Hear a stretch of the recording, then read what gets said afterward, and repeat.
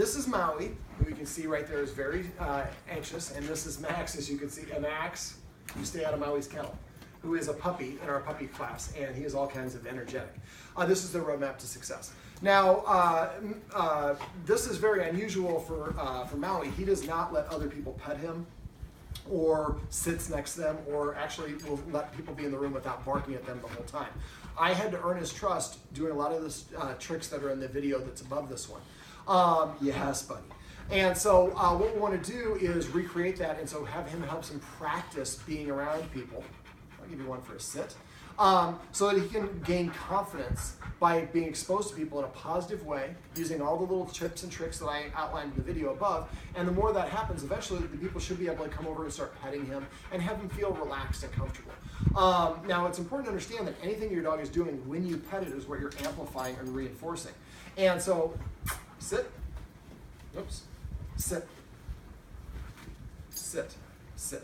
I give them both there because he did sit about the same time. One of the things I recommend you do is pull out one treat and give them a command that they both know. Sit, down, come, whatever. Whoever comes first and does it gets the treat. Whoever comes second doesn't get anything. Now you create motivation to listen. Now this pawing at me that they're both doing is not a healthy, it's not a desired behavior. And so if the dogs paw at me and I pet them, well then I'm going to reinforce that, yeah, pawing at me is a good way to get your attention. So we went over with with one of the children in the family off camera, a way to do my petting with a purpose with a little bit of reward for the kids. So basically what we do for petting with a purpose is we tell the dog, so if he wants attention from me, sit, sit. Then he gets the treat or the attention or the pets or whatever it is.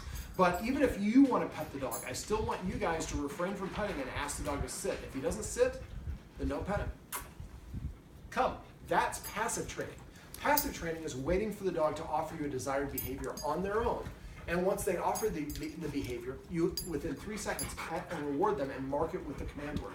Remember, just say the command word. Don't say come.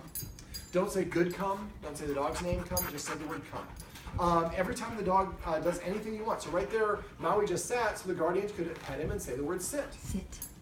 Sit. He just sat and I'm petting him and saying sit. So after a while, now the dogs know what they can do to make us happy, and they'll start emulating those behaviors over and over. Right now they jump up, and like a lot of puppy guardians do, when their puppy jumps up on your shin, you reach over and pet it. Well, that's training the dog to come. This is amazing.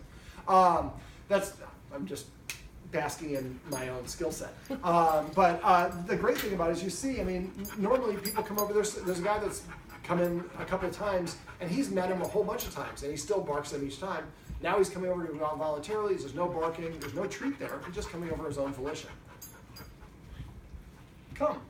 Yes. And that tail, now you see him still kind of leaning out against his leg. When he's kind of looks like he's trying to steal first or steal second or something like that, that's an indication I'm uncomfortable. So when he sits and lies down, that's a good indicator that he feels comfortable enough to do that. You're going to go straight to the tree pouch, huh? He's a smarty pants, Maxwell. Yes, you are.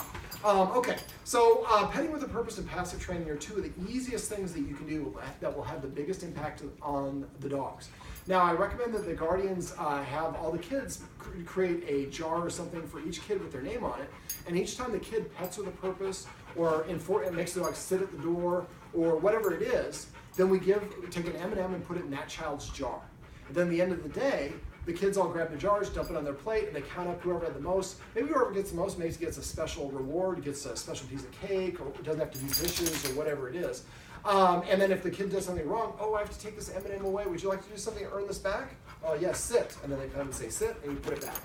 So you don't actually have to take the M&Ms away, unless it's something really egregious. Now, we have 2 kennels here, and we have a lot of little kids in the house. And some of the little kids come over and they want to stick their fingers through. The dogs are pretty cool, but Maui specifically, if the kids come over and starts doing that, it kind of starts showing some signs of stress. Either we can create a safe situation for the dog, or the dog can create it. We don't want the dog to create it. So what we want to do is that would be something maybe if the kids go over, when the dogs are in the kennel, they should be off limits for the kids. Kids can't go over and entice them, ask them. Stick your finger over means you lose an M&M. Better losing an M&M than losing a finger. And so this is a safe place. If the dogs don't like what the kids are doing, I can go to my room and I am safe and nobody's going to do anything. That's a great job of passive training right there. Okay, So we also, to help the dogs feel a little bit more comfortable, we went over ways to flip the leader-follower dynamic. One of the ways I like to do that is enforcing rules. The Guardians already had a couple rules in place, not allowing the dogs in the furniture, but the dogs were put in the outside when we're eating dinner. That doesn't give the dogs the ability to practice self-control. So I showed the Guardian a little exercise with the kennel, not letting the dog rush out of the kennel, going over, opening the door, and standing there blocking it, and waiting for the dog to sit. When it sits, we take a step back. Dog gets up or tries to come forward, we take a sudden step back towards blocking the entrance. And we keep on doing this. Eventually you get to the point where you come and open the door and the dog stays in there and it doesn't come out until it gets a command word. So to assign a command word, when it is time to come out, we have a new visitor. That's all right. Maui, come. Maui. Now, when there's overexcitement, if we keep on saying the command word over and over, we're going to train the dog not to listen to us. So in that situation, yeah, that's what you're fine.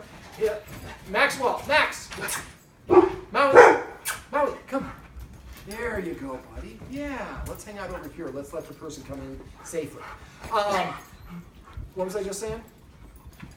I lost my train of thought with that. Well, it'll come back to me. All right, so basically what we want to do for the dogs, Maui, come here, sit. Maui, there you go. We're going to redirect. Okay, so the more that we, rules and structure, I guess is what I was at. So the more that we enforce rules consistently, the more the dog starts to see us acting like an authority figure. Max, come here, why don't you try to take these treats on the instead? There we go. Yes, Maui, I know. Now, if I pet Maui when he's barking at this person, which is what I talked about earlier, a lot of us do this, but the dog interprets it, I'm getting petted because I'm barking at this person, not, yeah, hey man, you should calm down. So what we want to do is, to help the dog start to feel more like a follower, one of the ways I flip the leader-follower dynamic is by incorporating rules and structure and enforcing them consistently. So, like I said, the Guardian already had a couple of rules, not being allowed in the furniture, but one of the rules I have is you have to sit at the door before I let you out. Sit. That was a good passive training there. So I go to the door, I say sit once, the dog doesn't sit within 3 seconds, I walk away. I wait 1 minute, then I come back. Max! That's Maui's kennel. You're not allowed to be in there. Don't let the other dog in the other dog's kennel. So basically, what I'm saying is, as soon if you don't sit at the door within 3 seconds, I walk away. Wait 1 minute, and I try again.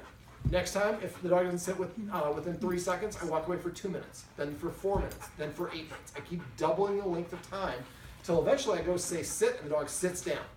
Now, these dogs like to jump at the door on the outside as a way to coming in. Well, if they jump at the door, we look at them, it's working, jump harder. So what we're going to do is just sit at that door and just look at this and just give the dog your profile and don't say anything. Now, as we sit, as we practice the sitting to go outside, eventually the dogs will jump up a little bit, but eventually they'll sit down. As soon as they sit, we want to go over and open the door right away. So what we're teaching the dog is as soon as you sit, that's a great way to get the door open. Everything short of that, the human won't even look at you. After a while, sit. The dog will start sitting as their way of asking to come out, but make sure we do pay attention and we do reward them with opening that door. Other rules, not being allowed in the kitchen when we're preparing food, not allowed to eat food. I went over the escalating consequences with the Guardians, which is how they can enforce those. But I try to set up creative situations where I can help the dog practice behavior. So like if we're going to want the dog to stay out of the kitchen, instead of doing the actual cooking when we're thinking about other things, we go in the kitchen, we pretend like we're cooking. Maybe we microwave a piece of roast beef. And we put that on the counter, and that smells like food, and the dog wants to come in, and we're acting like we're opening the oven and doing all the rest of the stuff. The dog sees us, looks like we're distracted, but when they try to come in, we're not distracted. We're doing this specifically to train the dog. So as soon as the dog crosses the boundary, we use that third consequence. We rush right at the dog and stop as soon as they get outside the boundary. And one little tip, I didn't go over this, but your authority, I mentioned, goes whatever direction your belly button's pointing. So if I rush at the dog and make it leave the room, and then I turn around and go back this way, the dog's going to come right back in. So the first couple times when you do this, step backwards. Take 2 steps, left, right, stop. Left, right, stop. So a very measured movement tells the dog, oh, the boundary is still in place. They're going to still try to get their way, sit. But eventually they're going to figure out that's not going to, no matter how many times I ask, the humans are not going to give it up. Consistency is key. These dogs, I think, have been trained, like a lot of people, sit, to misbehave to get attention. For dogs, good attention, bad attention, about the same thing. And it's because stealing a remote or barking is a great way to get my attention. The dogs keep on emulating that behavior. Sit. Now they're going to start emulating good behaviors like sitting and getting attention for it. So come. So that's a good example of passive training as well. Let me see. For digging in the backyard, I suggested the Guardians build a sandbox. Also, upping their exercise will really help. I suggest you start an exercise journal. Sit. And go through it the way I went off camera. That way you can start identifying what we need to do. Remember to use the up downs of the stairs. We have a set of stairs. It's really hot in Nebraska right now. So, and he's got a heck of a fur coat and he's a little bit overweight. So he needs the exercise to lose the weight, but he's going to be winded really quickly outside. Well, if we go over there maybe 5 times a day and we throw a treat up and down and count up and down as 1, and then add that to your exercise journal. You might find, you know what, he needs 15 up and downs a day in order to be a good, well-behaved dog. I want you to stay here in the shop. Can you do that for me? Let me see, what else? How often do you feed him? Twice a day. Do you guys eat breakfast yourself? Yes. Hey, buddy. There we go. Maui, Maui. Pay attention here. Maui, come here, buddy. Yes. Now we have a guest arriving to pick someone up. Maui. So I'm going to use this to kind of redirect his attention away from the door. I'm not giving it to him, but he has close access. He's licking it, he's getting close. Maui, there you go, buddy. And so instead of him barking, he thinks I think he's in charge of security because he didn't have a lot of rules.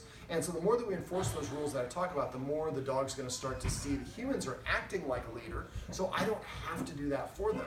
And then we want to have cortisol in his blood. That's going to allow him to relax and then process things a lot better. So it's going to be one of those things where it's going to be a process. Now, if these dogs continue, I'm more worried about him. Max is in our puppy class, so we're going to get him straightened out. But if he continues to have problems with meeting people, we can set up a follow-up session, do something called behavior adjustment training, which is where we create a stage scenario, and we help the dog practice meeting someone where we provide a mild distraction and a controlled situation so the dog feels comfortable and confident. And as we do this more and more, then the dog builds up. The more they have confidence, the less insecure they feel, the less they feel they need to react. Yes, oh, you're full of beans, aren't you? All right, well, I'm sure I'm forgetting some other things. If I am, and you guys have other questions, please call or text me. If I don't hear from you, I assume everything's going great. So if there are questions or problems, please text me sooner rather than later. If I don't hear from you, I assume everything's going great. Well, this is Maui, well, there goes Maui, and Max, and this is the roadmap to success as they run through the camera shot. Remember, everything you do trains your dog, only sometimes you need it.